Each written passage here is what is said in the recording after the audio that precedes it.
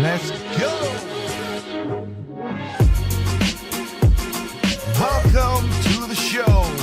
It's Project Open Mic. Let's kick the show off right.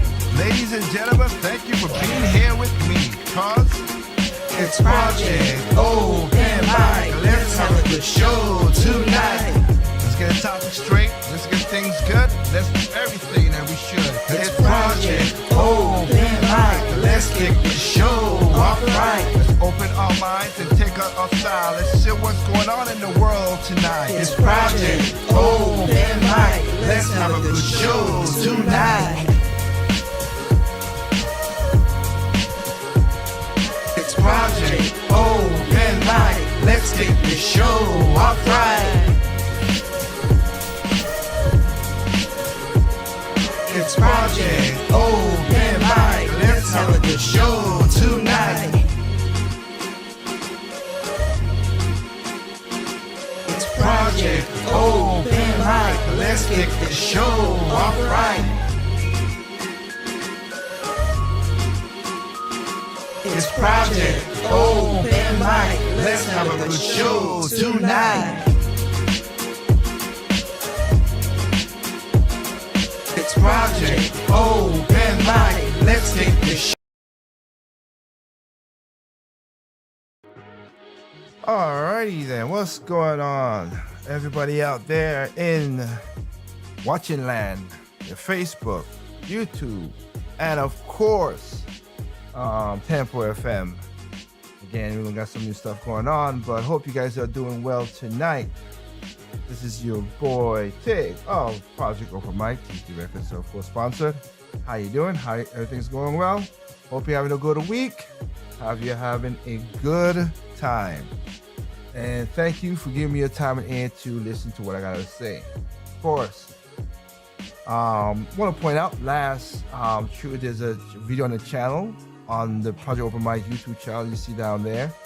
You go there. There's a video talking about how corrupted this wormhole is, and I'm going to show more and more of it, but how corrupted this wormhole is with the leaks and stuff, and people always say certain things.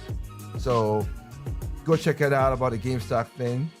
Sadly, it looks like now they have I'll get into it more, but again, there's a video out there as well, and they're gonna be, again, remember, more videos coming on Tuesday.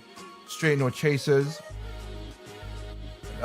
Tuesdays, so keep an eye out on that. Can't give you a time frame, but you'll see just videos. I'm gonna put like the little caps in it, just to let people know out there, like an L for long. If you see, you'll see it'll basically be an acronym. You're gonna see L for long, for being it's a long video, so you need, so you can see that, this is one where you might want to listen in a podcast setting or whatever. Short, which is anything below 20 minutes is that you could listen to something quick. And those are more gonna be towards more of, like talking about the culture and stuff like that. But I noticed that I gotta have to do a Straight No Chasers well too, because there's certain things that just need to talk about some politics. And I am not talking about like the politics, but like I said, I always say that culture is downstream of politics, because a lot of politics is changing culture, which is sickening. And we'll get into that in tonight's show as well. But anyway, hope you guys are doing well, and we're gonna get into some topics, of course. I want to do one simple topic quickly, and then go into the main and say what I gotta say and about what this show is all about. So I want to just to knock it out of the get out of the oh good, it's there already, out of the situation.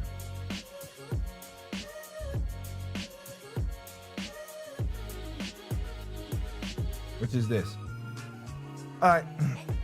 Basically, and the reason I'm letting the music play, but basically one of the main the biggest stories right now is the whole thing going, not really biggest. So again, this show is a topical show. Project Open Mic is a topical show.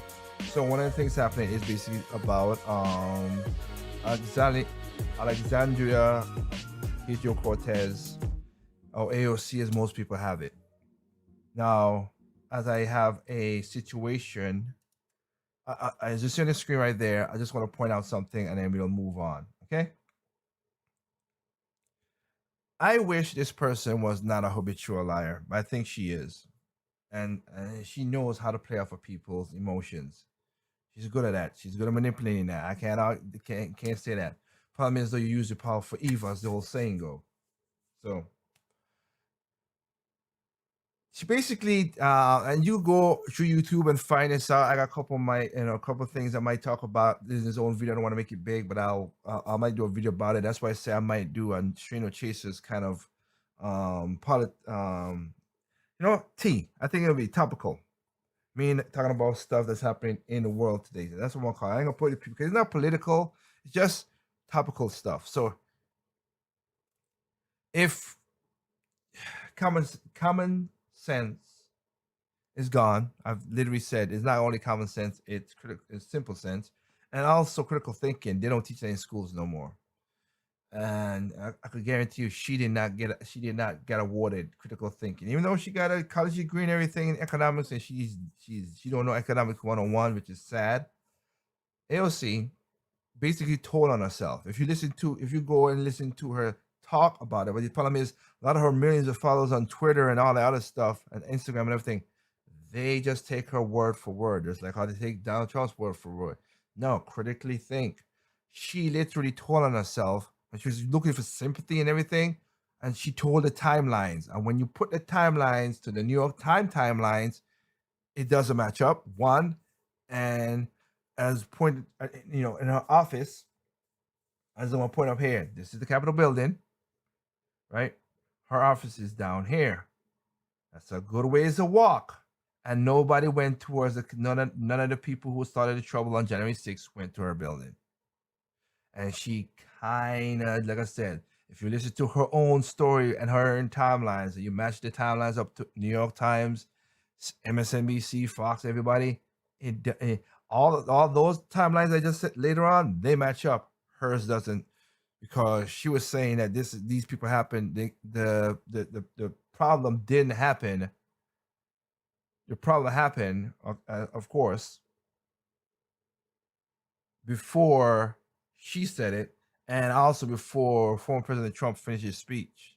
I think they said it was almost 30 minutes before he finished his speech. So it's weird how people like say, "Oh, he caused it," but his speech was not done, and people was all the way across at the Olympian, which is 1.8 miles away from the Capitol building. I don't know how fast people could do that. So this was just random people doing horrible stuff. I condone it. I don't care for the violence, for the people who lost their lives in it. Horrible, right? But again, I'm not gonna say, oh, it's gonna be hard to do that with that impeachment thing because it's stupid, and I might finish that to the end. But just want to get that out of the way. So now, let's get into what tonight's topic's about. Really, tonight's topic is about the Black Curse. It's basically a documentary that I'm trying to do. Like I said, once I get things situated the way it is, I'm gonna try to learn, and I learn videography on my own and doing all this stuff, looking at it to do my own documentary called the Black Curse. And I could tell you right now, the Black Curse is at its peak. Right, this month is its peak month, and they have a few flux. The few flux is around November 3rd every 4 years. How that works, you figure out what I'm talking about. But every year around this time, February, the Black Curse gets strong. The Black Curse is basically used by the people say the white supremacists and everything. Yeah, by people who want to keep black people in their pen. The white supremacist liberals, or should I say white leftists. These are the people who are busybody, who cannot leave people alone and want to be in everybody's life. And majority of times when they do that, they make everybody's life even worse. And this is the month where it happens. And we're going to go through certain things about this. Now, I have a problem when people say, we want and I'll break this down separately, most in not tonight's show, but in own little mini videos. But I do have a problem with people like, oh, we want equality, we need to fix, like Joe Biden said, we need to fix inequality. Ah, okay. There's some things you can fix. I'm not gonna say he can not okay, let me put it this way. Joe Biden cannot fix. There's not some things that people cannot fix. Some inequalities we can't fix. Yes, we can. But certain things they want to fix, the pay gap, you ain't fixing it. Wealth gap, you definitely ain't fixing that. There's always gonna be rich. There's always gonna be poor, and they're all gonna be middle class, and that's middle people. And I'm in the middle people, and seeing what's going on with President Joe and everybody else. Yeah, as I state, including with the GameStop thing that happened last week, where we went through that, the rich will keep getting rich, the poor will keep fighting for their crumbs, and the middle class is gonna get effed over. No ifs ands about that.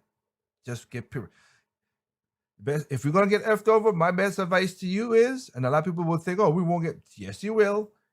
Get some nice lube, because the government does not do spits. I can tell you that. I'm trying not to be super graphic, but if you're smart enough, you understand what I'm talking about. They're gonna bend you over, and they don't do spit. They go straight in. And I'm telling you, remember I was to young men, I would say I always wear protection. The government don't wear protection. They're making sure you gain this. So, Black History Month. To be honest with anybody, to a degree, I don't really care for it. I don't, because it is because of it is weird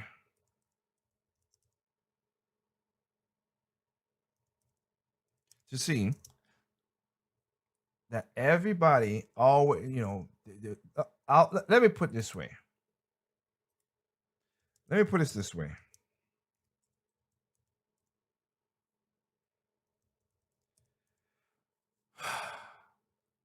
I am not belittling any person who do great things who are black. There are some black people I look up to, but I never looked up to them as their some like, oh, I'll give a good example. A lot of people don't like this, but I'll be the truth about this.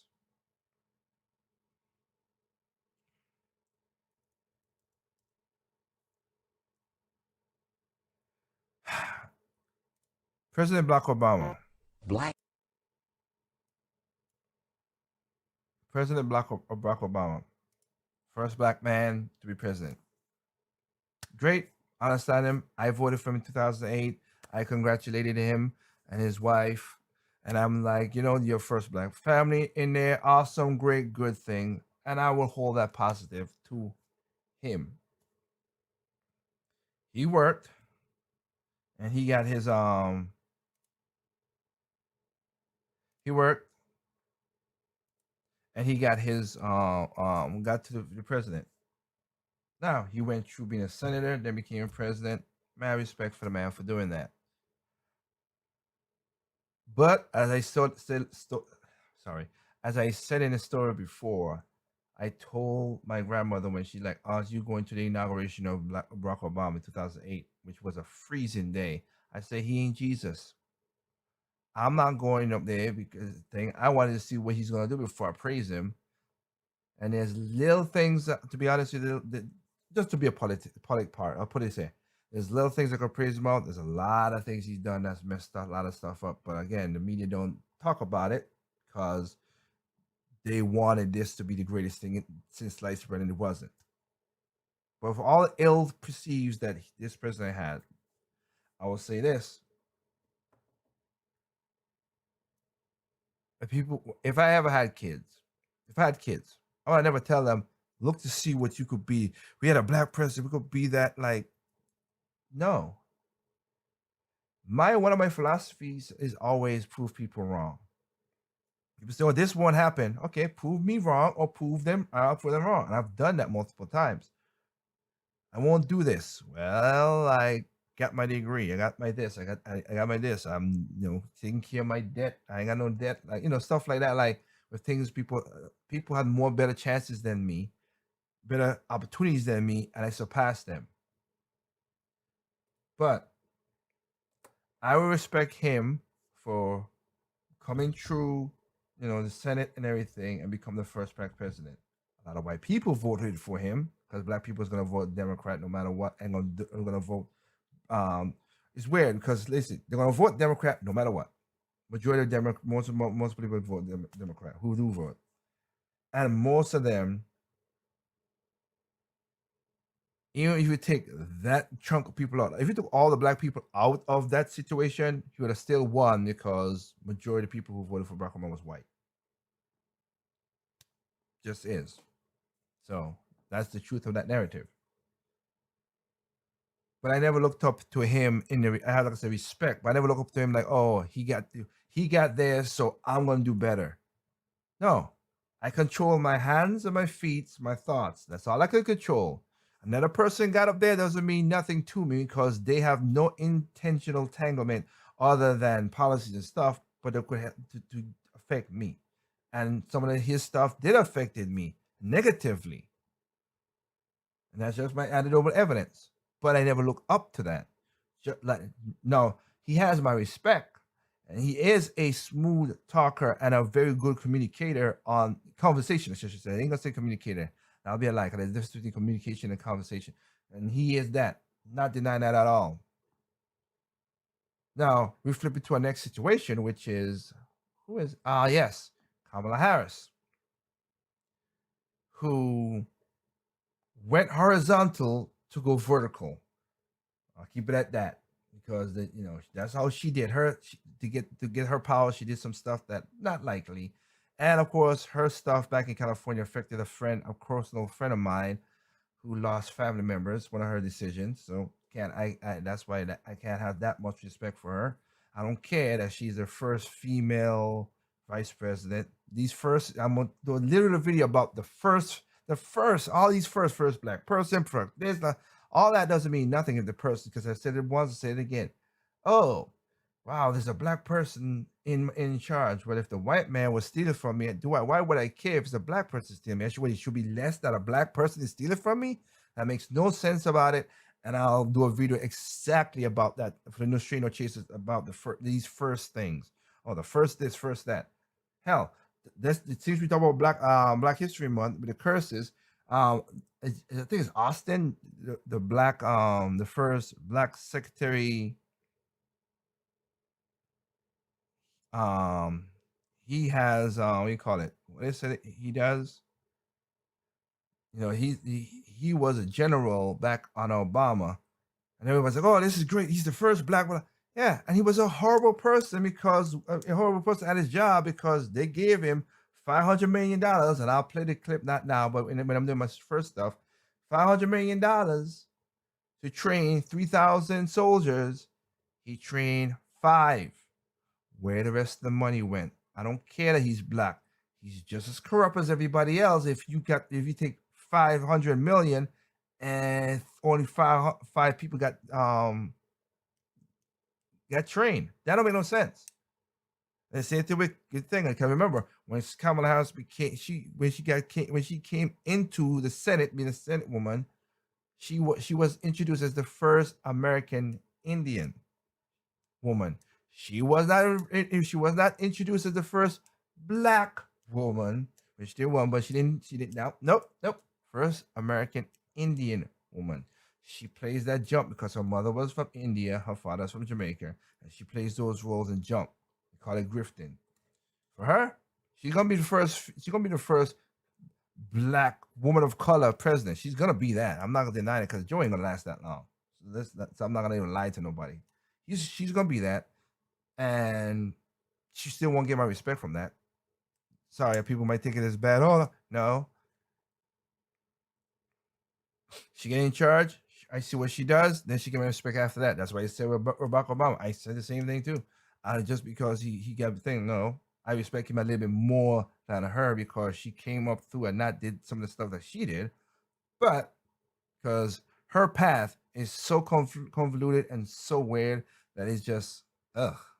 And sorry, Whoopi. Yes, you can criticize Kamala Harris. What the hell is wrong with you? I said you have come down so far from when I was young and thought of you as what you are. Whoopi Goldberg is trash, just little trash. The reason I say that because again, not just her thoughts, her radius thinking. I still don't think that you praising a guy who Roman Polanski, if you read the story and you go on YouTube and search the video and she's like, "Oh, that wasn't grape." I can't say the word because all the YouTube and Facebook are with the Autobots, but it's not grape. I'm like, this dude forcibly did this to a 13-year-old girl anally. That's despicable. That you're protecting that trash. So if you protect that kind of trash, what else is gonna call you than trash? But as stated, like I was gonna say, like I don't knock a lot of stuff that black history, that blacks have done in America. But here's the thing: I praise those your John Carver, your Washington, your Frederick Douglass, all these and many more who have done great things to help improve not only my life, your life, white life, Hispanic life. Is basically American history, and these people helped a lot of stuff. A lot of white inventions, and then every Black history may come with people. Oh, this is stuff that white people kind of say, but Black people did this. No, if there's a lot of debunking of that because they didn't do a lot of stuff. There's some who did, and there's a lot that don't. And Black History Month is used by a lot of, like I said before, a lot of white leftists, some of them real white supremacist people on the left, those people to make Black people feel good so they could keep them in pens and pat them on their head and say, "Oh, good person, you needed my help. I'm gonna help you. Get your hands off me." That's basically what it is. These people look down at you. I'm not a dog and I'm an animal. I'm not. Again, he goes to the animal. That's why I always laugh when I, go into and hear some Black women like, "Oh, you can't handle me." Like, you're not an animal. I don't want to handle you. You're not a pet. We're supposed to be equal terms, or at least talk as humans. But for some reason, that's in their repertoire of words, which is also just disconcerting. But my point is this. This is I'll go with this. This is basically Morgan Freeman explained this better than not better, but just as good as I could. And I want to just play that for a second. Black History Month, you find ridiculous. What? Mm-hmm. You're going to relegate my history to a month? Oh, come on. What do you do with yours? Which month is White History Month? Well, come on, tell me. Well, I'm Jewish. You're still white. Doesn't make no damn difference. You're Jewish. You're still white. Okay, which month is Jewish History Month? There isn't one. Oh, why not? Yeah. Do you want one? No. I don't either. I don't want a Black History Month. Black history is American history. How are we going to get rid of racism? Stop talking about it. Thank you. I'm going to stop calling you a white man. Yeah. And I'm going to ask you to stop calling me a black man. I know you as Mike Wallace. You know me as Morgan Freeman. Which is very simple. A very simple thing. He's right. And we're not going to get rid of racism. People always say we're going to put whatever. You're not going to do it. Racism is part of tribalism, which is the core of human nature. You're going to band together against something that you don't like just because of what you can succeed or what you can gain of that tribe. That is tribalism. That is the core of human nature. Out of tribalism comes classism, racism, sexism, all the other stuff that people all want to talk about. The three ones I know that's a part of it, but it comes out of tribalism. If all of us was the same color, All of us, the skin tone was the same. All of us were brown like me and everything. We're still gonna judge people on our features. That's how has happened. Even if you're the same, okay, let's even break it down. It's tribalism. They were saying. Sunni who killed more Muslim? You know, white man is Muslim.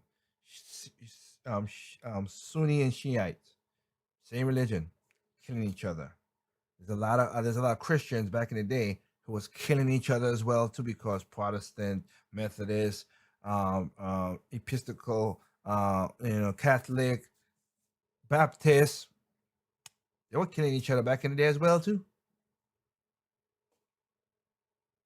And they're the same religion, but they do that. And again, so if you were the same features, they're gonna say, "Oh, I got a big nose." They're gonna like, "Oh, you got a big nose."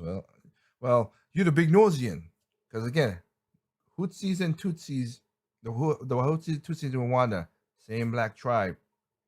Same black people, killing and slaughtering each other because one was slender and for the most nonchalant, crazy situations. Kind of wish I had a person to talk about it because she was from one and she told me very interesting stories. But I wish I got it on video and did it. But she was a shy person and it didn't happen. But it was horrible stories. Horrible stories. We would separate ourselves no matter what. And if it were the same features and same thing, which would make it so boring, but same features, same skin color, we still separate ourselves by location. I'll say it once, say it a million times. Bronx. I'm from Bronx. I'm from uptown. I'm from down south, from the east side. I'm from the west coast. I'm from the valley. All those are ways to separate people. That's all about tribalism, which is a part of human nature. At this moment, in the last election, they had parts of the country, mostly Democratic blue states. Sorry, but I'm just going to tell you the truth. They were trying to reverse the civil law of 1964 because they wanted people to judge you on your color and not on your character. And I was like, California, what are you smoking? Now, happy that that vote didn't went through. The people rejected that vote. Thank goodness. But to see how crazy those white liberal leftists, majority leftists, your college student professors, the college professors that fill these young kids' mind with nonsense. Example: these white leftists storm in Olympia, Washington, storm a hotel, hurt a clergyman, so they could get people who are homeless inside of the hotels, and they assaulted somebody, and they were like, "Oh well, we didn't mean to do that. We were just trying to." I'm like, "You went and hurt somebody. Is this on the news? No, no, it's not. You're not getting rid of that. Just be honest about that." And the reason I see this because I went back and look at the history. I went back and read Tom's Cabin, which is where people get the whole Uncle Tom thing, but they don't understand Uncle Tom was a hero because they never read the book. Even people who I have his high respect for, like how Malcolm X, who said the same thing too, but he didn't. And he's an intelligent person. He just got caught up in the narrative. Uncle Tom was a hero. Read the book. He did. He basically was a black male version of Harriet Tubman, which Harriet Tubman was doing great things. But what?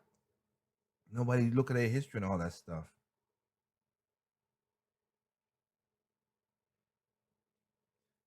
But and when I look at the history of like out of wedlock births and killing each other and all that stuff, you would think back in the 60s before when we were segregated, when they had really bad people doing horrible stuff to black people, you would think that we were more, we were afraid, yes. But you know what? We had a unity. We had we had numbers of certain things that even white people didn't have. We were more together back then. Out of wedlock birth was lower than white people. Black people spend their money with black people and brought them up. And we had a Black Wall Street and the Ku Klux Klan that was founded by the Democrats in the past. So let's not pretend that. Burn it down. And they did not build it up. But here's the thing: by a lot of metrics, there's a lot of black people right now who are multi-billionaires, way more than the people back then. But they don't put their money where their mouth is. They also help separate people still. So, that's, what can I say? You telling me with all the money, and again, shout outs. I'll be 100% straight down the line on this one. Shout out to LeBron James for helping put in a school in Cleveland. Problem is, though, he let the school is still run by the teachers union and the government, which means nothing. He should have made it a private school or a charter school, bring the price and keep the price low, and let black people or whatever come into the school without the politicians getting grubby little mitten hands in there. But LeBron did not think further than that. He just thought, give a school, this is gonna happen. Happy that you did that, but you're looking into it, it fell to the same problems of all the other public schools. If you have all that money, you should have just made it a charter school or private school. And I know private school to be expensive. Private school, like, hey, it's a private school. We do all this stuff, whatever here, and we bring kids from low income house stuff to go here. You could have done that. You have the money. That's why a lot of times, like I did a video about, I played a little part of John Stossel when he talked about this with Jeff Bezos and all the stuff. Side note, but people are like, oh, Jeff Bezos let him down. He's still here share community. He still has the power to do stuff. The CEO thing, it's just a title change to keep him off the top so people don't attack Amazon. That's really what it is. Let's be honest with it. So, people don't think about stuff. But anyway, what the video about when Jeff Bezos still getting money towards other stuff, giving money to these, and Facebook the same thing, giving millions of dollars to all these school districts, or whatever. And what happened? They still fail because it's not the money's not the problem, is the culture around it, and that's what we're going to talk about. Black culture, the culture around it, the corruption still happened. No matter how much billions of dollars, whatever, it was wasted. It was wasted. So, going into the situation, like I said right now, with the culture, I said nobody goes back and look to find out all the stuff. A lot of people don't know Jim Crow laws, Democrats. Ku Klux Klan, Democrats. The president that freed the slaves was a Republican. Not saying Republicans are all good, cause trust me, after what I've seen now, like I said, yeah, okay, Republicans, you effed yourself. Mitch McCauley, guys, yeah. And then I saw an article with Mitt Romney today, and I know if I say what Mitt Romney said, a lot of black people would love it.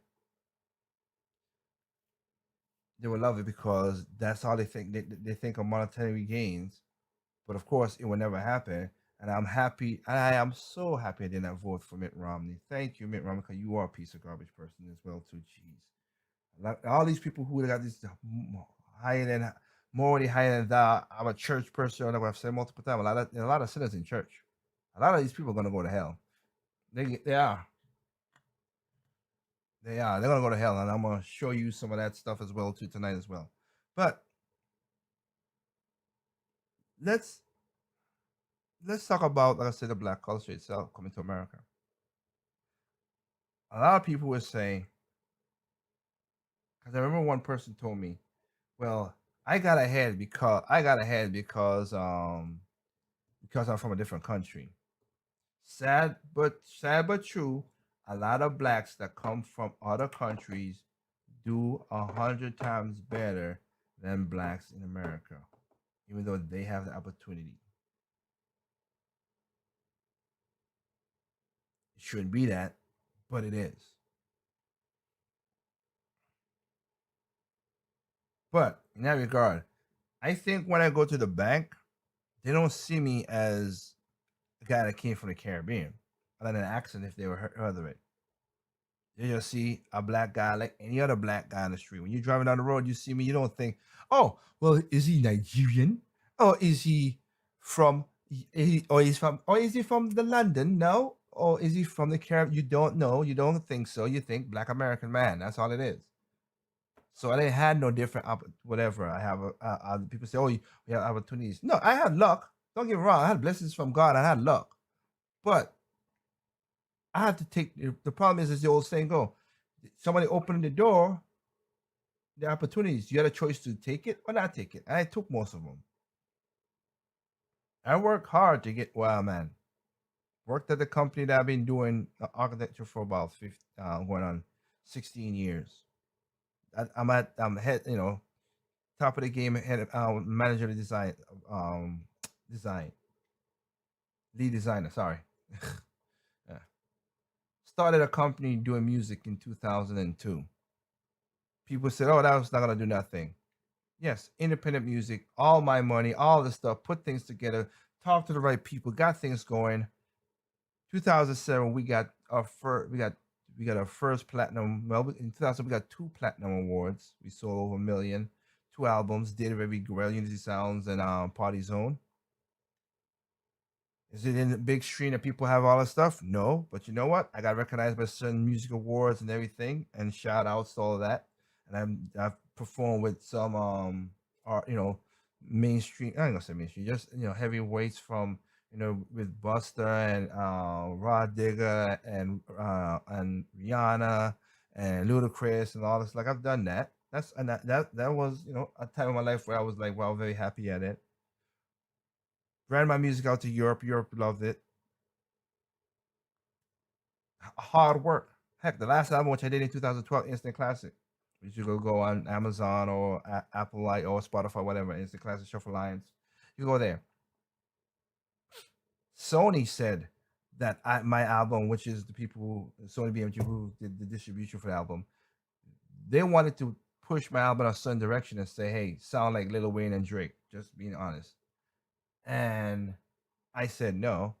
They said they wanted to give me the money to back my music. I said okay. I put up the money myself, got the artist, put the music up, put it out. With that, I advertised the radio with Radio T3 as most of the people listening from Tempo.fm. Y'all know what it is. Y'all came out to London and stuff and help us out. And the album sold. That was our third plat album.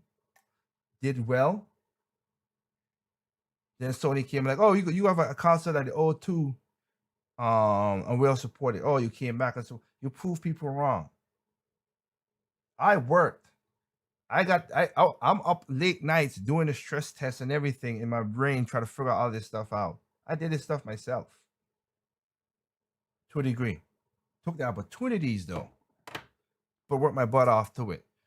Had a radio show, Radio T3 is again, as the Temple guys know it. The biggest listenership I ever had was 9.4 mil, which is a lot.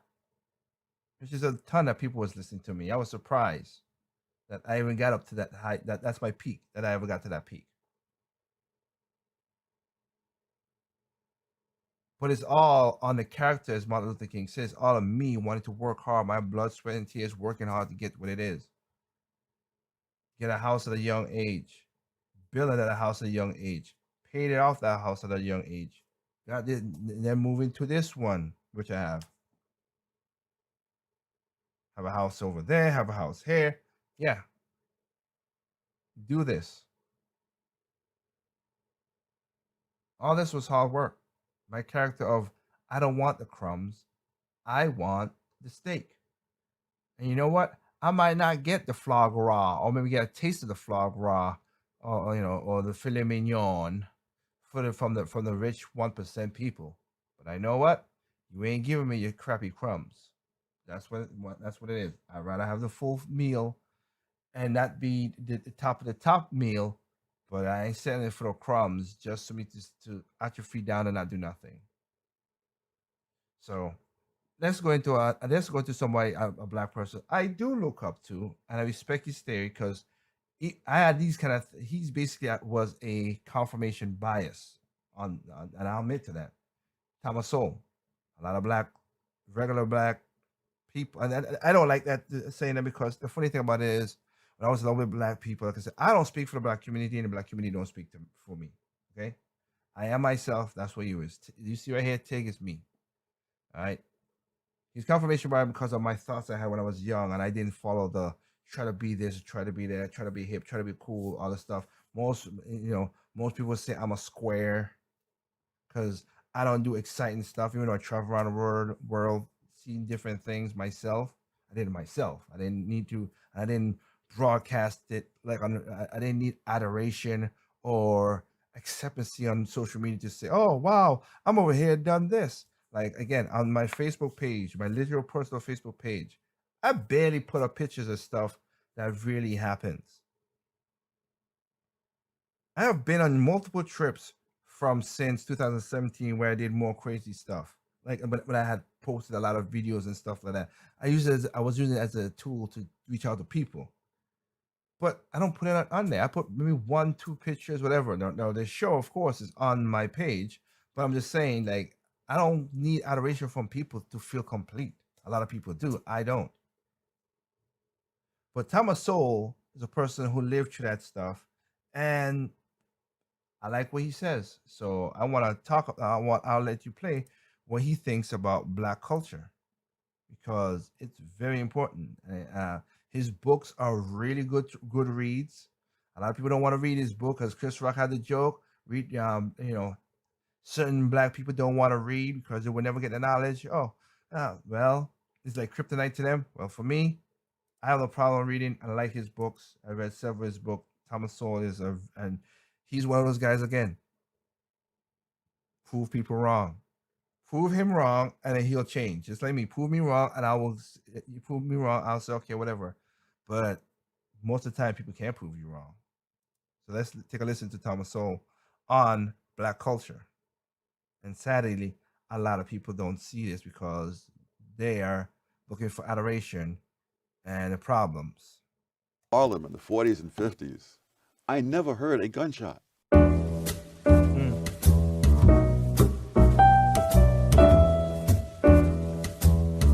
Well, let me read what you say in your preface.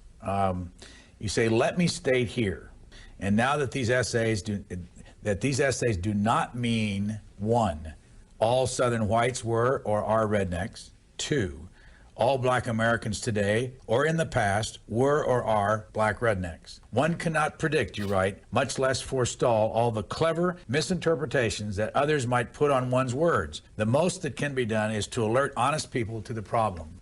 Black Amen. rednecks, who are they?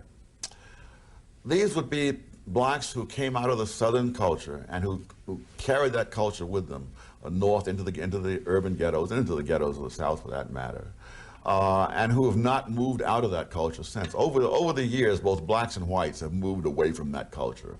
But in the poorest and worst of the ghetto areas, there are lots of people who have not. And these kinds, it's a culture which didn't do whites any good, and it's certainly not doing blacks any good today. And the tragedy is that people regard this culture as somehow the authentic black culture, and therefore you're not to interfere with it. You may not fall in love with who you're voting for. I'm proud to be a bartender.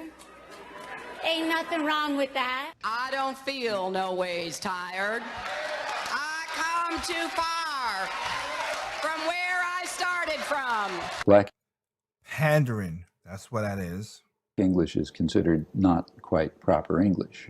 On the other hand, if blacks happen to have all the power and own all the corporations and whites were working for them, it would be the other way around. There was a period, I'm trying to remember now, I believe it was in the mid-70s when substandard English began to become viewed as a discipline of its own within linguistic studies and so forth. And for all I know, it was all perfectly legitimate that certain speech patterns would be traced back to various regions in Africa and so forth. And this is a language of its own. It has its own validity. But your argument would be, I don't really care what its validity is. It's holding people back. It's preventing them from participating in the wider society. Is that right? Absolutely. And also, none of these things went back to Africa. Oh, is that so? No. They didn't. Yes, they did not go back to Africa. If you look at the for example, using the word axe for ask and stuff like that. All of that goes back to the South, and it goes back to the parts of Britain from which white Southerners came. So if you trace calling hog entrails chitlins, that was in a certain section of Britain, the section from which whites moved into the South, and they were known as rednecks and crackers in Britain in centuries past before they ever set foot in the South. So the whole thing is as phony as the $3 bill. In Intellectuals and Race, you cite an observation by the intelligence expert, IQ scientist James Flynn, that just stopped me cold. After the Second World War, you've got large numbers of American troops remaining in Germany. For that matter, there's still several tens of thousands there today. And both black and white American soldiers. And let me just pause for a second. I noticed because I do know, again, shout out to my temple guys. I do know a couple guys who are, and a couple people I know, who are blacks in Germany. And what he's gonna say talks about the culture and their lived experience backs up what is happening here because I've seen it and they talk about it. I'll continue. Children with German women. And Flynn discovered that those children growing up in Germany showed no IQ differences at all. The black kids and the white kids, the same. Professor Flynn concluded that the reason was that the offspring of black soldiers in Germany grew up in a nation with no black subculture, close quote. Which means what? Which means they experienced exactly the same expectations. Is this No, the expectations are external. The culture in which they grew up was not the culture in which black kids grew up in America today.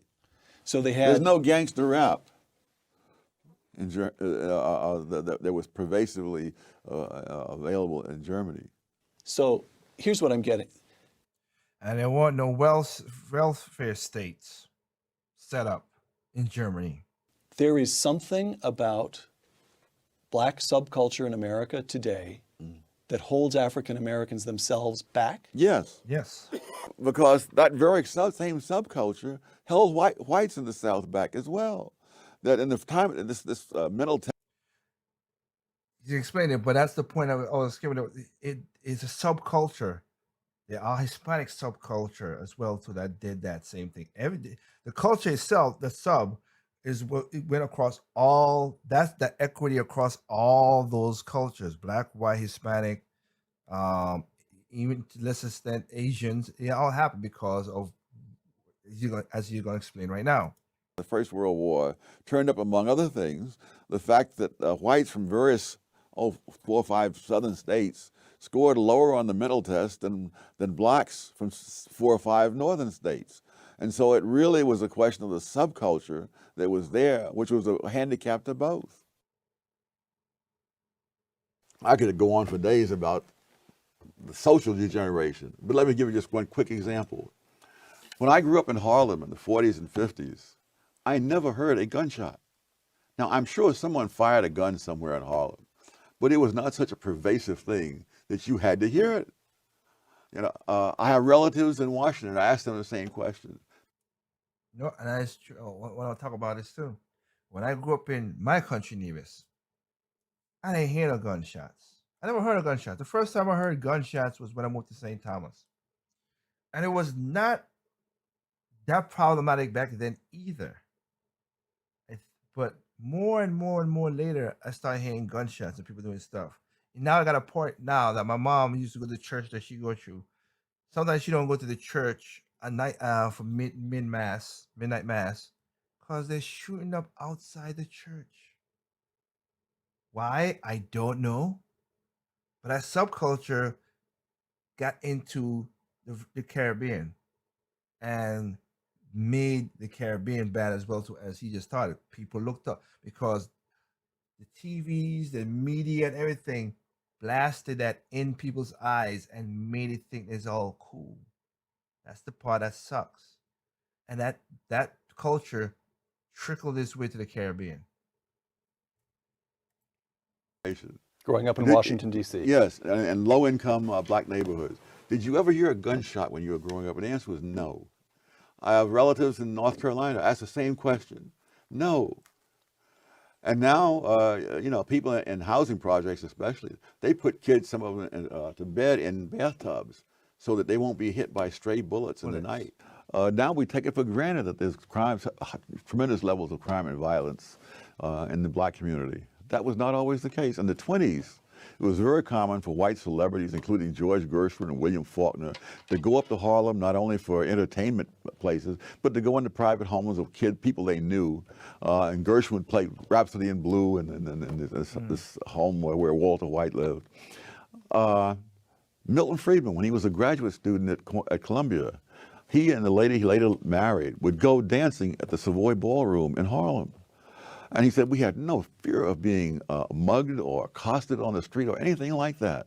I've heard you say, Tom, when you were a boy growing up in Harlem yourself, your own neighborhood felt totally safe to you. Not totally safe. I wouldn't exaggerate, but there's nothing resembling today. I mean, I did sleep on hot nights. I would sleep out on the fire escape.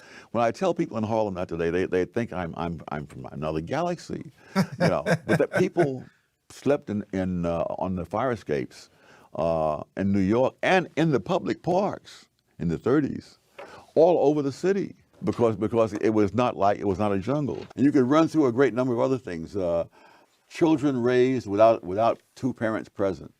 That was about 22% in 1960. Okay, remember, hear that now. One generation later, it was 67%, and it's gone up a little since then as well.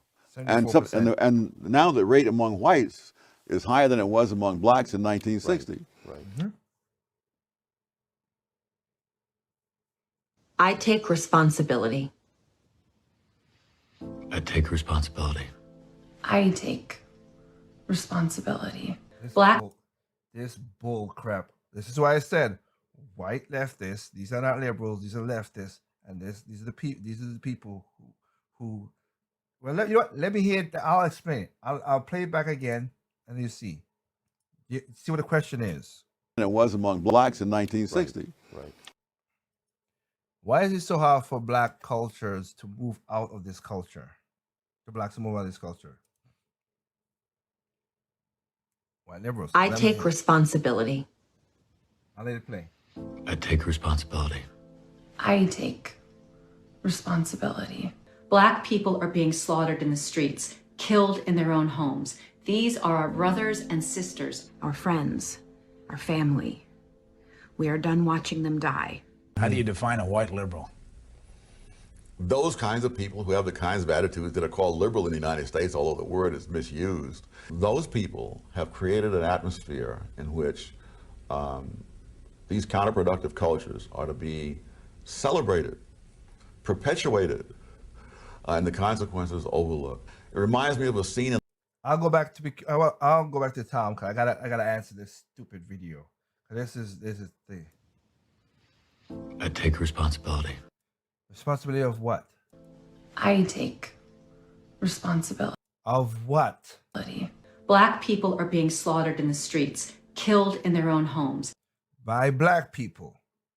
Majority of black people killed by black people. Okay? So what you gonna do? These are our brothers and sisters, our friends, our family. We are done watching them die. So are you going into these neighborhoods out of your nice posh houses in Hollywood and maybe, I don't know, set up stuff to say, hey kids, make sure that you protect yourself. Hey kids, here's a learning center. You being safe, and you gotta worry about the other black people who are killing each other for no reason. Let the drug dealers get out there. Oh, wait a minute. Let's defund the cops because they're taking the cops out and leaving the black people who are wolves to go for the sheep, the innocent black people. That's a great idea. That's a great idea. No, all this is what I was talking about. This is taking that guilt and they lord it over us and pat us on the head. That's the part I was talking about. You define a white liberal.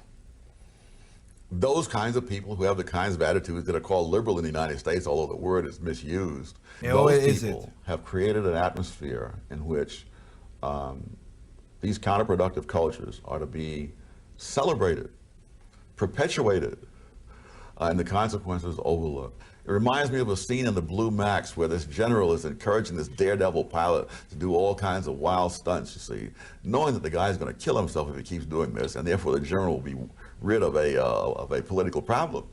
Now, I don't think that the white liberals are doing this deliberately, but I think the net results are the same. They are cheering blacks on and doing things that are absolutely self-destructive. Thank you. One of the things I discovered in the research for my book I'm currently working on is that leaders of groups that are lagging in countries around the world almost invariably have counterproductive policies for them.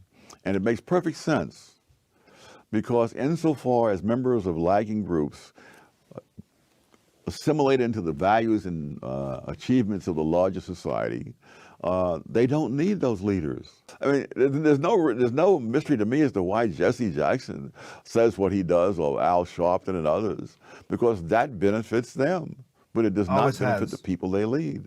Exactly. And all the incentives are for leaders to lead people into things that don't help the people, but help the leaders. What you'd create there would be an exception for Dr. King, though, wouldn't there? Yes, but one of the things he was different because he was earliest, or what? Why? What's different about it? It's like insurgent movements in general.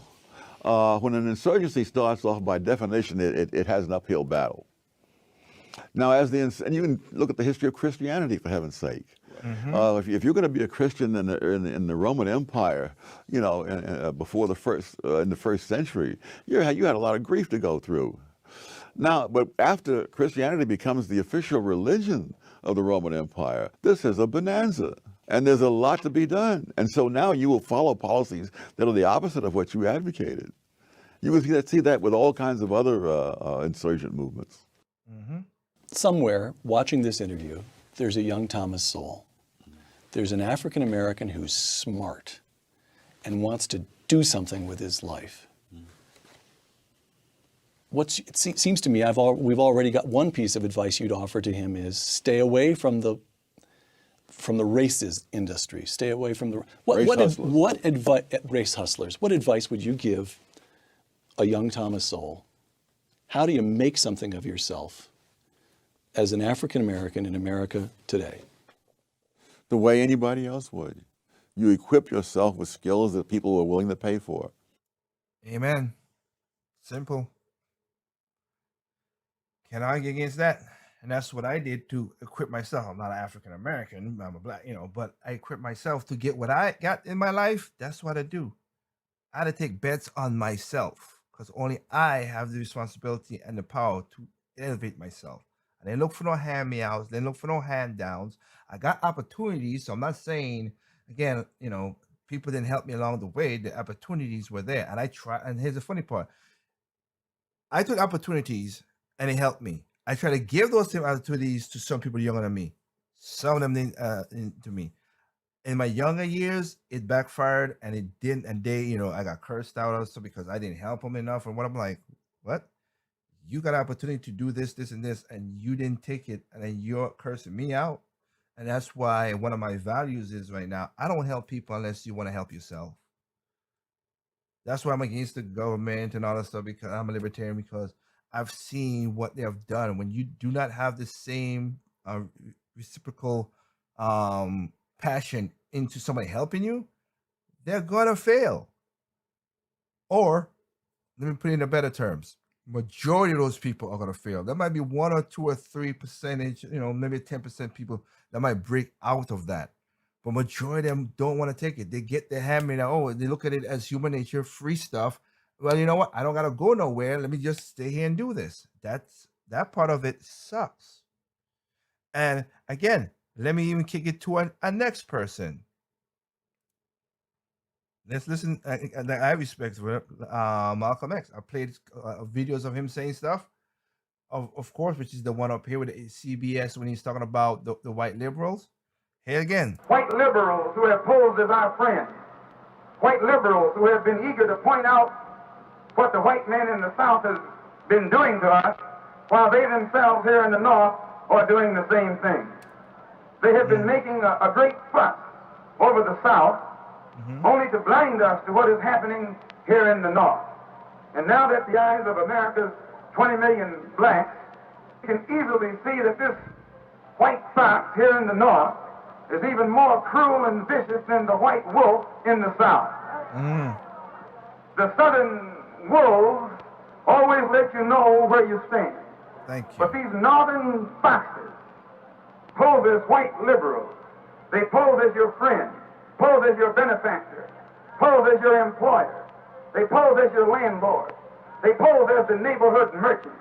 They pose as your lawyer trying to help you. They infiltrate all your organizations, and in this manner, by joining you, they strangle your militant efforts toward freedom, toward justice, and toward equality. They use integration for infiltration.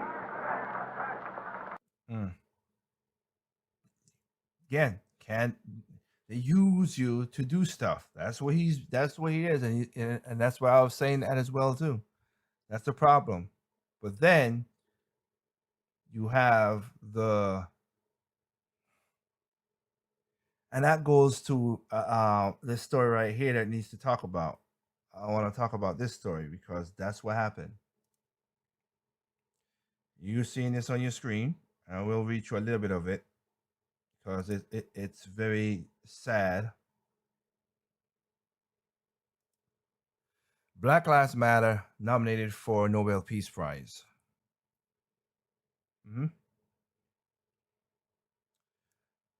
The notorious group known as Black Lives Matter, and I'll say this again. I have videos on this on my YouTube channel about it. I did 2 videos specifically about Black Lives Matter. One reading what their life goal was, which is I do not agree with none of it. I would say that'd be a lie. I agree with it about maybe 10%. 90% I don't agree with it. Okay, it was crazy. Don't like it.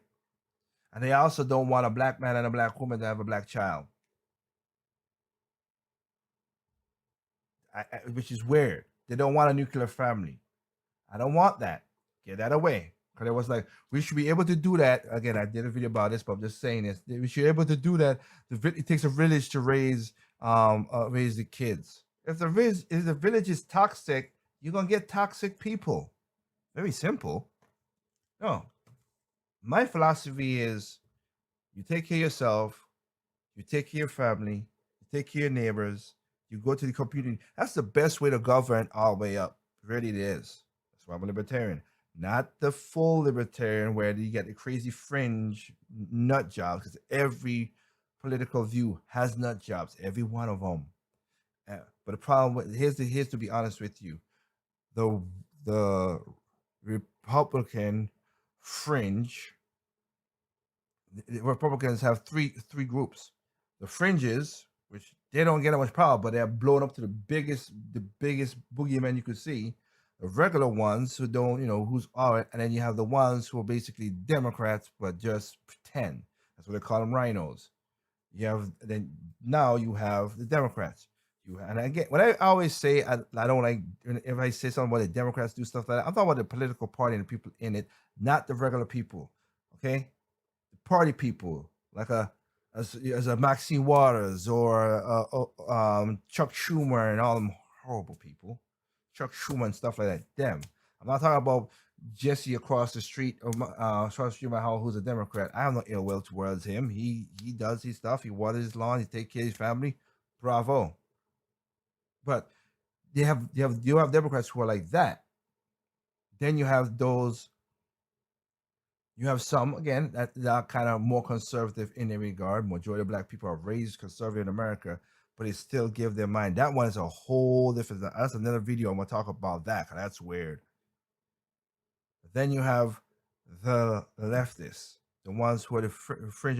The problem is, though, the news media is closer to them. So majority of news media makes them look like they're normal, which they're not. They're normalizing the crazies on the left. That's the problem.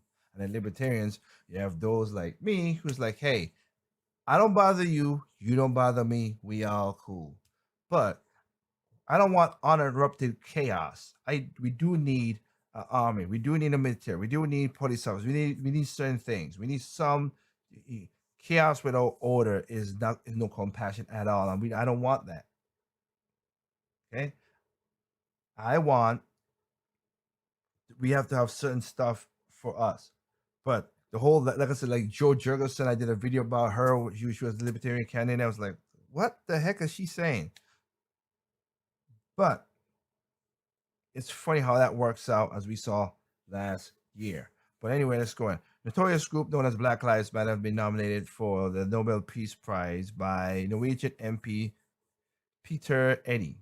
Eddy said Black Lives Matter show the rest of the world that it is necessary to address racial injustice. I'll let it go on that one. According to The Guardian, BLM type of riots are responsible for at least 2 dozen deaths in the United States in the 10 months in 2020. Most come from the death of George Floyd in May. I understand that. We understand the anger of George Floyd and all that stuff, and it's whatever. Funny enough, I gotta give this. Jacob Blake just got the cop is not gonna get indicted in Jacob Blake's case, which he shouldn't have. And also, Jacob Blake admitted that he had a weapon.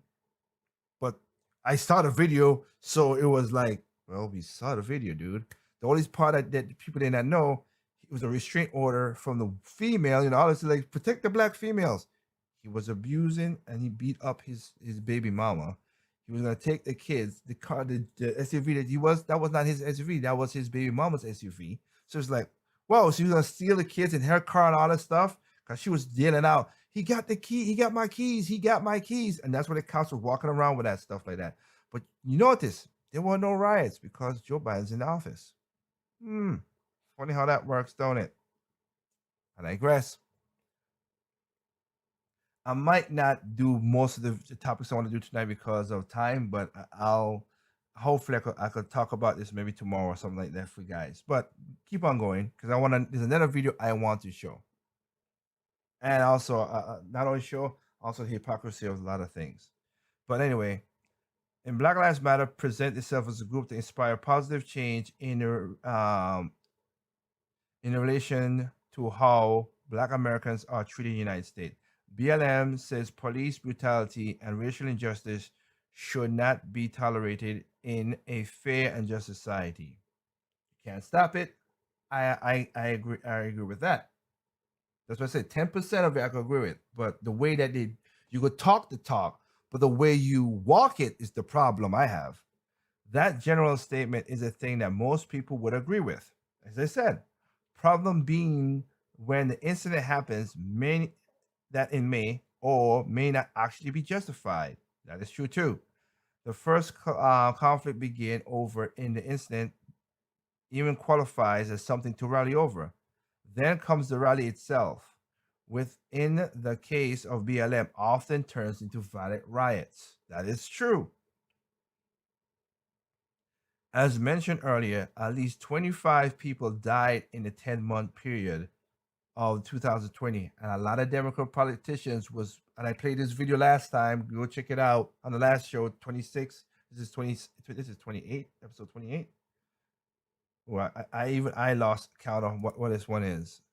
Yep, episode 27, 26, when I showed that you had your Elon Oman on and all the MSNBC, like I was saying about the media being that they were saying, go ahead and do this. The Cory Booker, the Kamala Harris. Remember, Kamala Harris was bailing out these rioters. This stuff was not helping, but going with what's going on with the president right now, with former President Trump and with the whole thing happened January 6th. Oh, that's a horrible thing. But you had, and again, they're not gonna convict him because if that's the case, if that's the president of the one to set up, Maxine Waters and all this stuff. Again, I played the video. They're gonna go to jail too. Which she should go to jail automatically for all the crap she's done to her own district, to her own black people, which is despicable. But I digress. Sorry, she riles my body because she's a horrible woman. She could talk God all she wants. She's gonna be in hell. She's gonna be in hell. Let's see. Mention prime example of this is the death of Rashawn Brooks in Atlanta, which we did a video about that called Hot in Atlanta on a side chat. And we showed a video. And we're like, yeah, Rashad basically put himself in a messed up situation. Sorry. If I was a cop, that would I would have done the same thing too. Sorry. You don't do stupid stuff like that because it was 30 minutes of being nice. But when you found out he was going to go back to jail because, again, you were drunk driving, dude. There was no ifs, ands about that. Once you found out the cop was like, ain't going to be like that, then he started tussling, took the guy's taser and started running off and firing stuff. Not good. Anyway, like I said, I have a video about that. He fell asleep drunk while in a Wendy's drive-thru, wound up firing the police, attempting to detain him. The police shot him. At a certain point, he dies. The next day, or maybe even later that night, the Wendy's was burned nearly completely down. Soon, therefore, it was taken over, similar to other BLM and Antifa other autonomous zone that were allowed to exist over the country during the summer.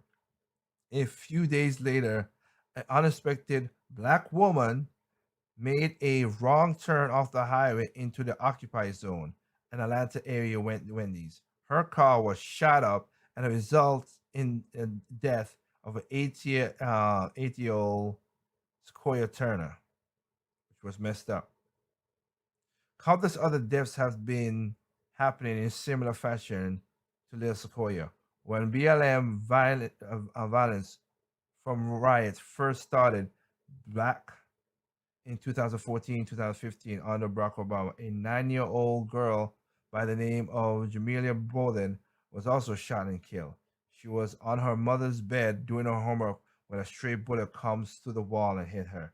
Going back to what Thomas Sowell said, where you got to put kids in the thing because the bullets was because of what's going on in black culture now. That's a problem. It's one of the reasons I moved out to the country from around certain things because of that. I was in the city and I got broken into twice by black people who just didn't got in, but destroyed my door, my window, destroyed part of my proper garage door and everything. I'm like, try to do for what? For what? I was like, you know what, screw this. There's more to the story, but I moved out. I said, I ain't gonna be around that nonsense. Oh, you moved. You could have helped out. Help what? They didn't want my help. They did horrible stuff to the neighborhood. Nice neighborhood. Section 8 houses went up. It went bad. I was like, peace. I'm out. Countless other deaths happened. Like I said, Brock with that. She was bad, blah, blah, blah, blah. Yep. Not much media attention was given to her death, which was true. See, that's what I was saying. Although the extensive media attention was given to Michael Brown, who was shot and killed by a police officer in the very same town of Ferguson, which Barack Obama and Eric, I forgot I hate him too. Eric, his journey, Eric Holder did said that Michael Brown did not put his hand up. He went for the cop's gun. The cop was with him and shot him. Dane himself said that. So ain't no hands up, don't shoot. That was a lie. In the same town. Then there was 77-year-old David Dorn, who was shot and killed over a flat screen TV in the riots of St. Louis, not far from Ferguson. So much death and pain. This is pain and destruction has happened at the hands of Antifa and BLM, and it is hard to quantify. Black Lives Matter have raised $10 billion in the first 6-month period of 2020. Where did that money go? Who got that money? Most of it went to the Democratic Party, but who you waste that much money? You could have done so much good with $10.6 billion. You could have done so much money with that, so much stuff for that. What did they do? I don't see no child center, health center, none of that stuff. You could have built your own little health center and stuff to help people who are, for the people who are poor, to help the black people. There's so much stuff that these people could have done and didn't do.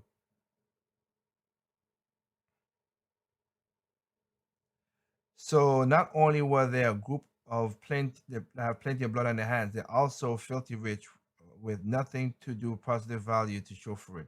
Aside from the fact that money goes to the DNC preferred money processor. Their money is blood money to the Nobel Peace Prize and its nomination. seeks to justify the place of social. Like I said, idea is all right to a degree, but the reason I can't see the idea because he gives narrative praises to the narrative. Sorry, I'm not with this.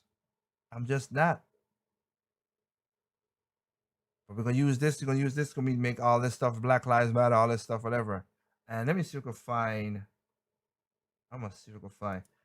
Going back to what Thomas Sowell said again, as you just heard a while ago.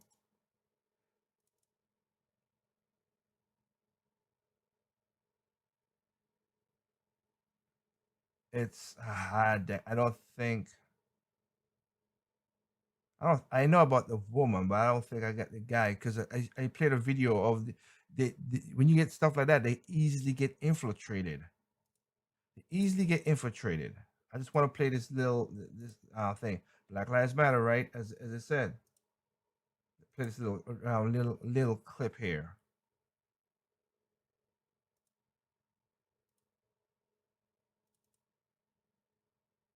To.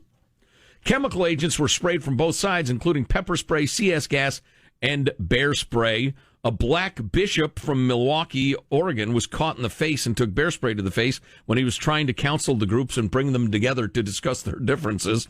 And a black speaker, a black woman who wanted to speak in favor of the police, was splashed with a huge amount of human urine by a white man. Black woman drowned in urine by a white guy screaming Black Lives Matter. Stuff like that is what it is. That's the problem.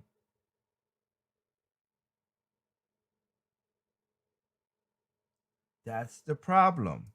They get easily infiltrated, like Thomas Sowell said.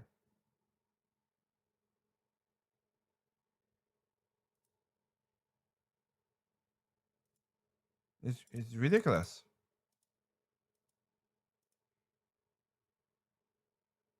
I mean, I would love to play this video. Ilan Omar said, America suffers from greed. Says the woman who stole a husband. Oh, the husband was cheated, made no difference. But she's married to a guy. And why would I marry to a guy who... See, it's so weird. I don't like white people. I married a white guy that cheated on his wife with me, who I'm supposed to be this religious person, and then you gave him $1 million. What nonsense these people talk. I could play it, but I don't want to play it, like I said, because I'm looking at the time. I'm trying to keep my thing as well too. So let's go into I want to talk about this little situation. Remember, Barack Obama, Michelle Obama said, "Hey, we can't believe what President Trump, they have children in cages and blah, blah, blah." And I debunked that stuff because it happened on a thing. The thing that irks me the most out of that, there's a reason why that happened. And it was a good reason. Obama did it. I have no problem with what the reason he did, but because the optics look bad, you want to lie. Take responsibilities is very rare in America now. That's what it is, including the government, of course. Most 60% of the kids that got DNA tested do not belong to the adult that it came in with. I will find that video and show you where the kids was. They said, CNN was like, "Oh look, they're united together," and the kids were like, they were like, "See, this is sister," and they forced it. It just looks so cringeworthy. They're forcing the little boy arms around the girl, and the girl's like, what's going on? I don't know him, and he don't know me. Now, he didn't say it. You could see it in their faces, but it wanted to make that narrative. It's like, oh my goodness, they don't know each other because the coyotes. And most of the kids, two things happen. Most of the kids who comes through the coyotes that don't get picked up by the border agent or whatever, majority of them ends up being sex slaves, which is disgusting. Not bad enough for the girls, bad enough for the boys as well to become sex slaves. And the other one, and then since they have no blood relative to the person they brought over, some of the people abandon the kids anyway. It's despicable. So that's why you have the facility to test, to hold them, separate them, find out, oh, well, this is not your child, this is not your child, and all that stuff. I have no problem if Barack Obama did that, but that's what happened. But then they turned the lies and said, "Oh, that was Trump winning," which they did not. And then AOC controversy came out of that when she was at defense, like, "Oh, I can't believe it. This is angering me." You're looking at a parking lot, sweetheart. Wow, the parking lot is making you angry because you can't see no kids, you can't see nothing where you're from. But for the optics to get what you need, man, you people are just bad. But remember, Joe, that happened at that. They said it was Trump stuff. So let's look at this now.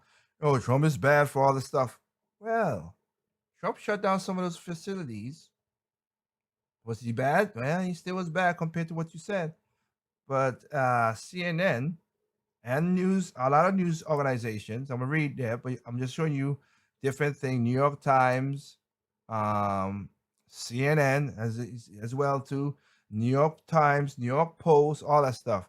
Biden administration prepares to open the overflow facilities for migrant children. Yeah. You say, "Oh, we're gonna stop this and do all that." Yeah, sure.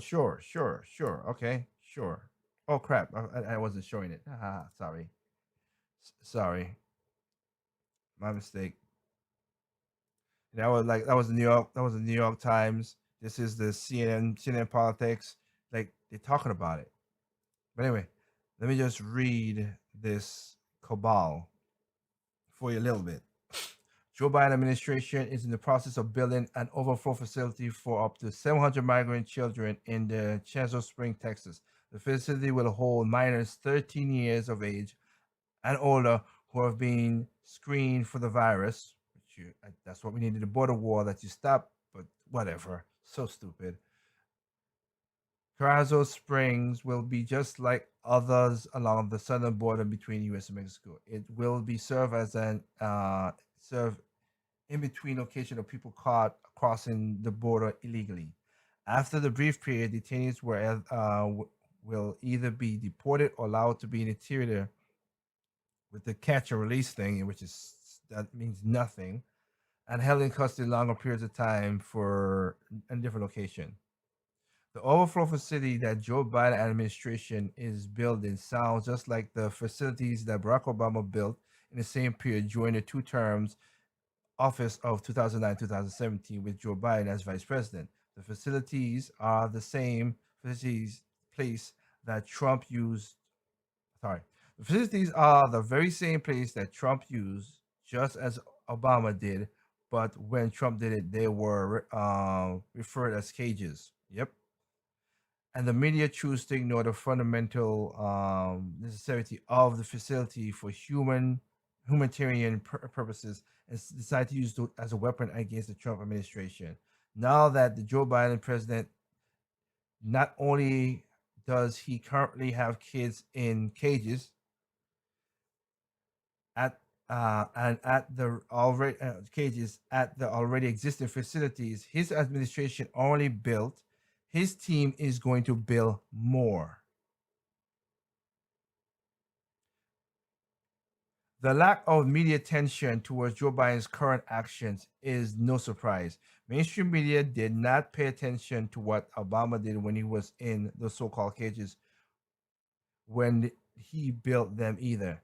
As a matter of fact, when the former DHS Secretary Joe Johnson toured one of the border facilities, complete with the kids in cages, it was totally ignored. Although crystal clear, high-resolution photos are available everywhere on the internet for free today.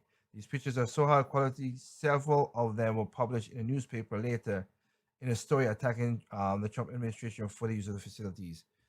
Am I surprised? No. Not really. Not really at all. So, I said I'm gonna have to put these on the back burner for next week's show. But I do want to talk about this, and this will be the last thing to talk about on tonight's show. Give me 1 second, because I have a lot of story. Oh, do I have a lot of stories to go through, and all the lies these women speak of, Even to the hill, everybody this because she's just a despicable woman. She just is. There's some stories out there. I mean, basically, this this young dude has been indicted for making a joke in 2016, and then he's indicted for voter fraud, which all he said was a joke. But I could play you the guy who was responsible for the whole first impeachment and the Russia and everything. That did horrible things. He got a slap on the wrist because, for what reason, I don't get it. He did a horrible thing, cost him taxpayers $43 million. Trials that don't do nothing, stop the Congress from doing the really actual flipping jobs. And he got a slap on the wrist, a year probation. But if me and you ever did that, we get this guy. Like I said, this guy is going through kids to is basically indicted to go to jail and stuff for fraud. But this guy is weird. So I'll play these videos and my point in the next show. But I gotta attack this one. Got to.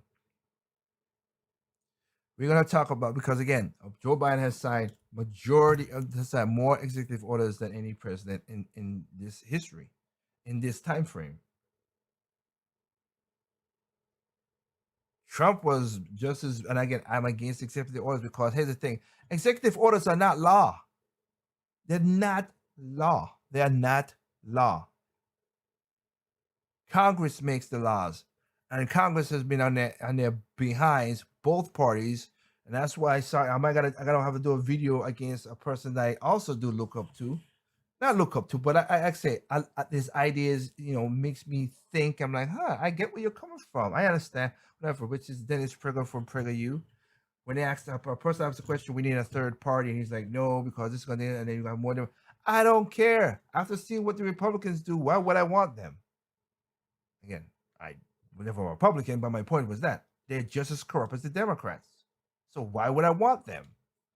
But anyway, let's go through this one right here.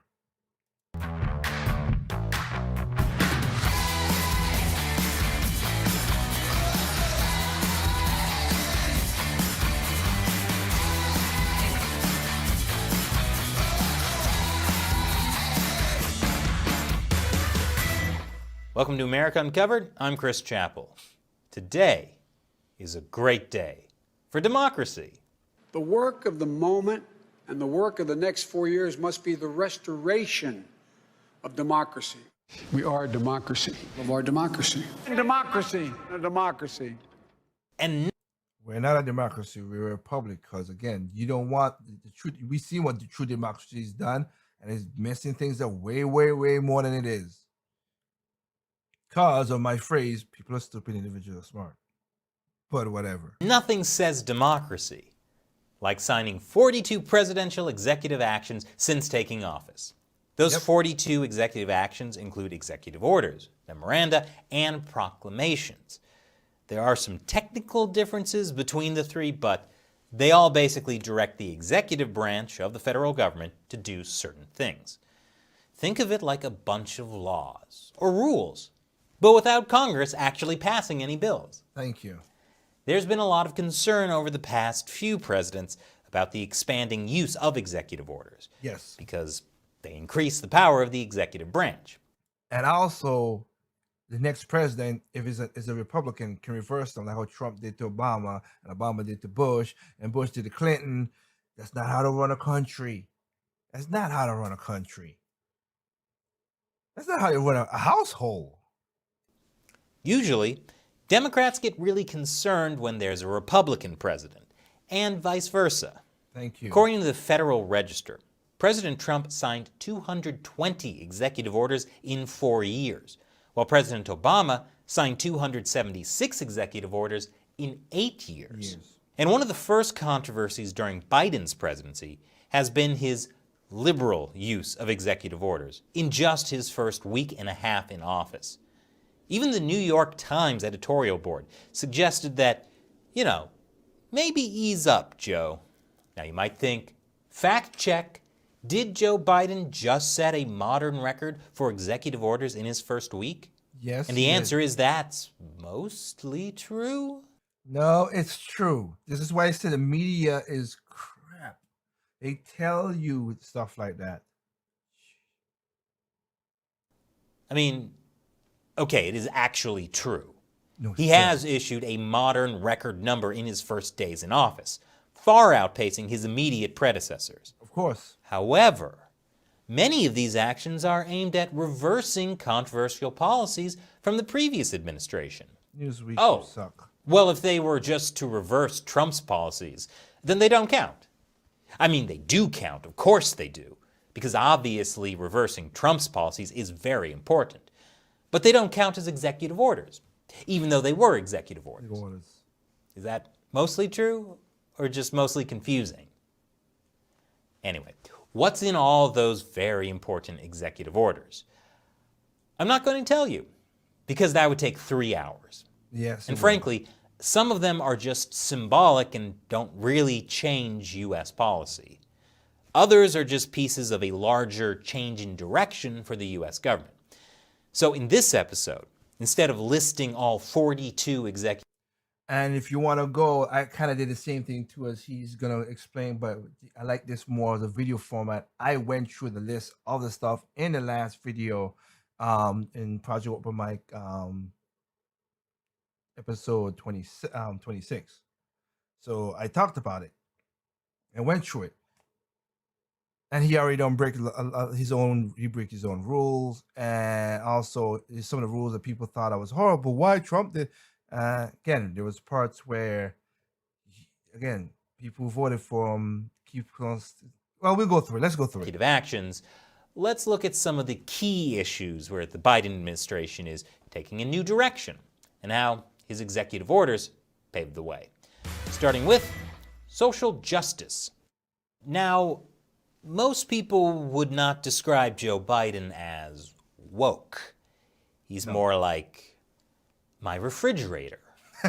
Old, white, and full of ideas that seemed good a long time ago, but expired, are a lot less palatable today. But when it comes to promoting equity across race and gender, Joe Biden has signed several executive orders that his younger, woker staff wrote for him. Yep. This executive order on advancing racial equity orders federal government agencies to conduct equity assessments and come up with plans for addressing underserved communities. It's partly symbolic, but theoretically, all agencies have 1 year to come up with a plan to address equity problems. This is a big shift from Trump, who simply did not make it part of his agenda. Biden also signed this executive order to combat discrimination on the basis of gender identity or sexual orientation. It demands that the government should follow existing laws that already prevent discrimination on the basis of gender identity or sexual orientation. It's true, yeah. There's also this memorandum to combat racism and xenophobia against Asian Americans, which may have increased since COVID-19. Like the previous executive order, this memorandum doesn't really do anything except say we should follow the existing laws. That's the point. They basically this is a virtual signal because he doesn't do nothing. But they want to say, oh, well, he's going, they already had these laws. But it shows the administration is concerned about the problem. Not really. And lastly, this executive order reverses Trump's ban on transgender people serving in the military. Out of 1.3 million people who serve in the U.S. military, this only directly affects several thousand. But it suggests that over the next 4 years, the Biden administration will likely take a position that is very pro-trans. New Assistant Health Secretary Rachel Levine is proof. And right after the break, how Biden is using executive orders to solve the coronavirus. Welcome back. The coronavirus. Now, according to sources, Joe Biden is inheriting a non-existent coronavirus vaccine distribution plan and must start from scratch.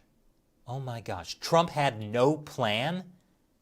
Oh wait, never mind. If you actually read the article, it quotes... And again, I'll say this again. That's why you see me show the headline early in the videos and read through the damn thing. Because people just see the headlines and then they just move on. And these journalists knows this. That's the same problem they had with the whole thing. Oh, Trump only paid $750, $50 in taxes, New York Times say. Oh, read the article. Oh no, he paid $7.4 million. Why you lie? Why you lie? Quotes Dr. Fauci as saying, we're not starting from scratch, and that Biden is just making changes to Trump's plan. Either way, Joe Biden has signed 13 executive orders related to the coronavirus. Some of them won't have much of an impact, like the executive order that requires people to wear masks on federal property. I mean, for the most part, people were already doing that. Yep. Though there have been exceptions, like inside the White House, which is federal property. But obviously, presidential executive orders are just from the president. They don't apply to the president. Anyway, the coronavirus executive orders also included one on general workplace safety and one on travel safety. This one requires masks to be worn on airplanes, trains, and buses, the places that have already been requiring masks. So what? The private sector, not the government, but again, virtual signal say, well, the virtual signal thing is very annoying. What's the point of making it an executive order? Well, as a result of Biden's executive order, the CDC has issued a federal mask mandate. That means that not wearing a mask on public transit is now a violation of federal law. And I got a question. Hold on. I got a question. I got to go back a little bit. I'll go back a little bit because I want to hear this. Airplanes, trains, and buses. This one requires masks to be worn on airplanes, trains, and buses. Which is a federal thing. Buses, they have federal transportation. I get that. Buses for cities and everything. That's government. I get that. Trains, to a degree, yeah. Do we have a federal airline? I never heard of a federal airline. Thought everything was owned privately. The places that have like, already been requiring masks. Well, exactly. As a result of Biden's executive order, the CDC has issued a federal mask mandate. That means that not wearing a mask on public transit is now a violation of federal law. So, could you get arrested for it? The CDC said people violating the order could potentially face criminal penalties, but suggested civil penalties would be more likely if needed. There's also an executive order that pushes for reopening schools, which is great. Probably nothing will better help underserved communities recover like getting people's kids back in school for in-person learning. And I'm telling you guys right now, I'm gonna do a video about this as well, but maybe talk about it in the next show. Go to Chicago, is that city, poor city. The teachers' unions are horrible people as well too, as what they did to black students. Again, Black History Month, black students and people on privileged stuff in Chicago. Those teachers' unions are despicable. And I hope that union get busted. To use black kids to get money and to get the vaccine before anybody else, and once they got it, they still don't want to go back to schools, is just horrible. That story is just bad. Even a person I don't like, but again, here's the thing: even though I don't like people, if they say the truth, I will say they say the truth. I am not a Lori Lightfoot. I don't like that woman because she's very bad in her situation as well too. But even she's like, you got everything you wanted, go back to school. And they're like, no. And remember, the head of the school union, when she was telling people, you gotta be safe. I don't want to go because we're safe. Went to where she was? Was it St. Bart's? She went to St. Bart's on a vacation. I was like, you son of a. Again, the only thing I could do for a woman like that, I gotta, that I'm like, really, man? Really? You went on vacation and tell people whatever. I'm sorry. There's only one person. Ma'am, do your thing. Piece of loser. Thank you. And that's what she is. Despicable. But let's continue. Except opening schools is actually in the hands of the state governors, and this presidential order can't actually make governors change their policies. But it does demand the Secretary of Education provide evidence-based guidance to schools in deciding whether and how to reopen. Now, under the Trump administration, the CDC had already provided a simple, color-coded guidance for school reopening based on risk level. But under Biden's new plan, all color-coded risk categories must now be treated equally. The environment. We've had a 4-year bacchanal of coal and oil and fracking like it's 1999. And we became Biden administration. And we became energy dependent from all countries that could basically screw us over, which is a good thing.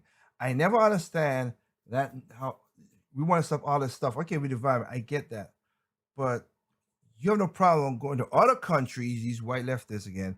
Other countries like the Middle East, whatever. Let them destroy their land to give us oil that you could drive. You could drive your non-existent car. And let's be honest.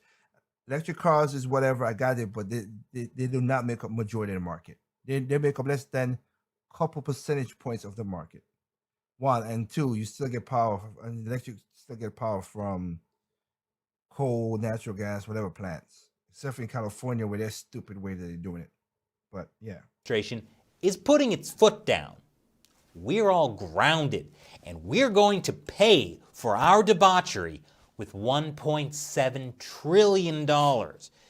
It'll be a blow to big oil, and not in the way we've been doing it since 1999. On day one, Biden rejoined the Paris Climate Agreement. I mean, nothing. And just like in Paris, America's energy needs will now be powered entirely by baguettes. Just kidding. France is actually powered mostly by nuclear energy. It's about 70% of their energy output. But Biden's And they also just put a new nuclear plant. I did a video about this last year. But America is shutting down their plants. Plan for tackling climate change doesn't seem to be pro-nuclear. It mentions wind and solar a lot, but it doesn't provide a specific plan for how America will replace coal, oil, and natural gas. But at least it will make them more expensive. Speaking of... That is true, because gas prices has gone up. I hope you guys are watching that. Since he took office, it's already done gone up. Which, this order revokes the permit for the Keystone XL pipeline that would have brought more Canadian oil to the U.S. We did a whole episode about that last week, so watch that one for more details. And finally, immigration. There could be big changes after this final break. Welcome back. President Biden loves immigration. This Biden proclamation ends Trump's Muslim ban. Trump's Muslim ban wasn't technically a ban on Muslims. Duh. Or technically a ban. Again. What it actually did was put entry restrictions on people from 13 foreign countries, 8 of which are mostly Muslim, but all of which were thought to pose a terrorism-related security risk to the United States. And also, majority of those countries was also on that same list and same setup under Vice President and President Barack Obama. News media, where you at on that? Oh, no, you're not. Biden's order revokes all of Trump's orders on the issue and says the U.S. will instead apply a rigorous, individualized vetting system. Speaking of immigrants, President Biden signed this memorandum to extend DACA. DACA is an Obama-era program that allows illegal immigrants who came to the U.S. as children to stay. Technically, it's also a Trump-era program because Trump had repeatedly extended it after Congress repeatedly failed to pass a law about it. Thank you. And now, DACA is a Biden-era program too. Clearly, Biden doesn't have any faith that his Democratic Party-led House and Senate will fix the issue.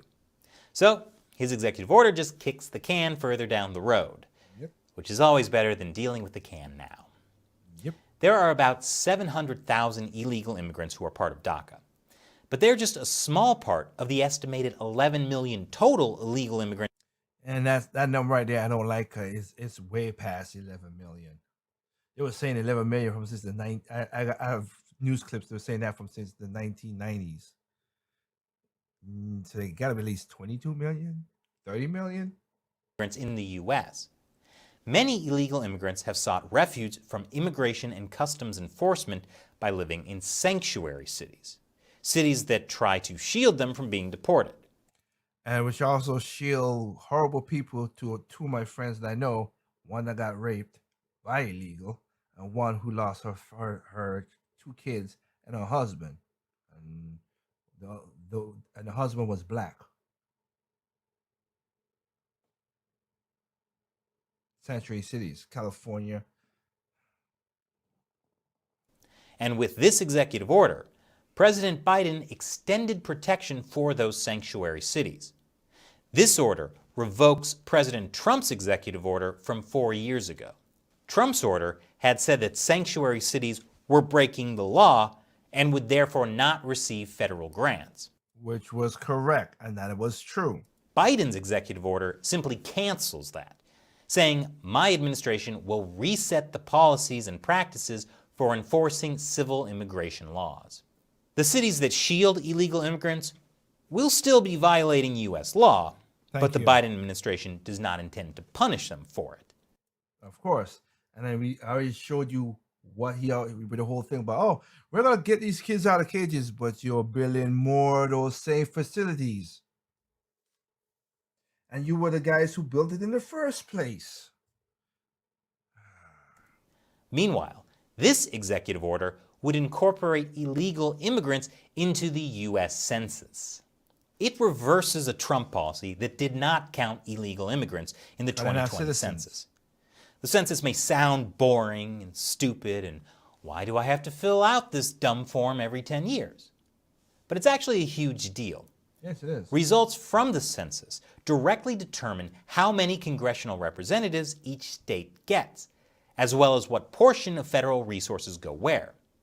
With this new order, states with more illegal immigrants, which are mostly blue states, could show higher populations in the next census, and therefore be granted more political power in Washington. But the next census isn't until 2030. That's plenty of time for the next president to reverse Biden's order, and then for the next president to reverse that order. And if by 2030 the Earth hasn't been destroyed by giant robots fighting underwater aliens, then we can worry about the census. Speaking of stopping aliens, this executive order terminates Trump's executive order that declared illegal immigration across the southern border a national emergency requiring a wall. Biden's executive order states, "It shall be the policy of my administration that no more American taxpayer dollars be diverted to construct a border wall." Wait, so does that mean America is not going to finish the border wall? Or does it mean Mexico is finally going to pay for it? Neither. That's right, it doesn't actually mean an end to the border wall. Because apparently, even though the executive order starts out by claiming taxpayers won't pay for the wall, it contradicts itself later by saying exceptions can be made for urgent matters, or if Congress simply decides to fund the wall. So while Joe Biden will certainly not have Trump's rhetoric when it comes to the border wall, build that wall, build that wall, his policy may end up being more like Obama's. We simply cannot allow people to pour into the United States undetected, undocumented, unchecked, and circumventing the line of people who are waiting patiently, diligently, and lawfully to become immigrants in this country. Or not. You never really know with these things. Exactly. And those are only a small portion of the 42 executive actions that President Biden signed in his first 10 days in office. So watch out, Congress. If you don't do your job, President Biden will do your democracy for you. Which is weird, because that's not democracy. That's a dictatorship. But I can't argue that because Congress is inept.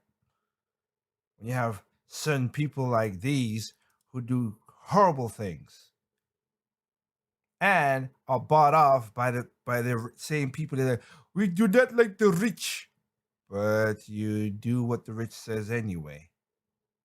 As we saw with the GameStop stocks.